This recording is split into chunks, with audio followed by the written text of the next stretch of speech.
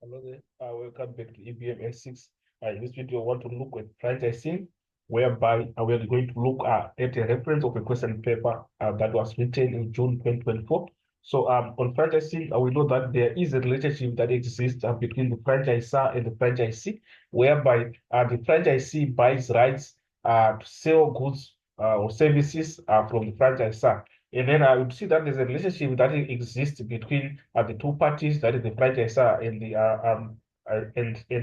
franchisor and franchisee. So this is exactly what we want to look at according to this video. So if you go to the typical question that we have, that is the typical exam question that we want to look at.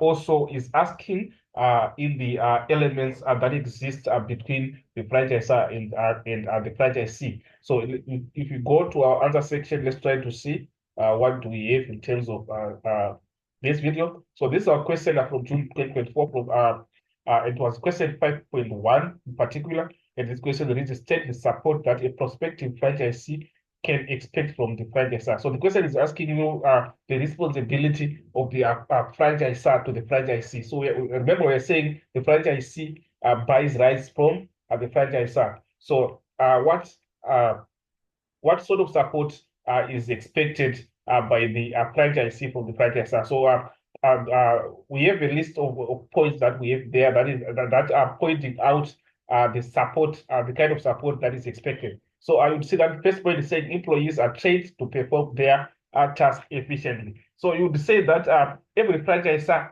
should provide training on all the main aspects of the business. The training program should be quite comprehensive and should include aspects such as financial and business systems. So you'd see that the training that should be there, that should be provided by the franchisor to the franchisee, should mainly consider the issue of the aspects of financial and business systems, and also it can also include staff recruitment and also management, as well as guidance in marketing techniques to attract customers. So those are some of the responsibilities that we can try to deduce now. So if you look at our first point, which reads employees are trained to perform their task efficiently. So uh, it is also the responsibility of the franchisor to make sure that the employees are trained to perform their task efficiently. So if you look at the second point, employees are trained to be friendly to customers. That's another point. We go to the next one. Franchisees and staff are trained for between 4 to 6 weeks. So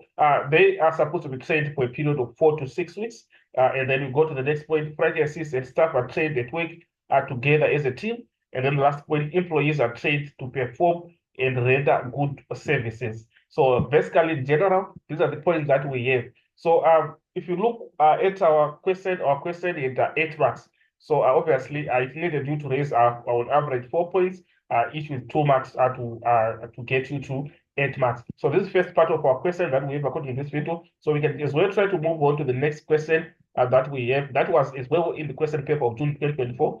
For 5.2, read the state four requirements that a prospective franchisee must comply with to be accepted as a franchisor. What are the requirements that are a prospective from a prospective franchisee? Remember, the franchisee is the one who is buying from the franchisor. So, what sort of requirements are expected? We are seeing that we are given there that the franchisor as a manager must be able to motivate his or her staff to be productive. And then the second one must be enthusiastic and passionate about the business. And then we try to go to the next one.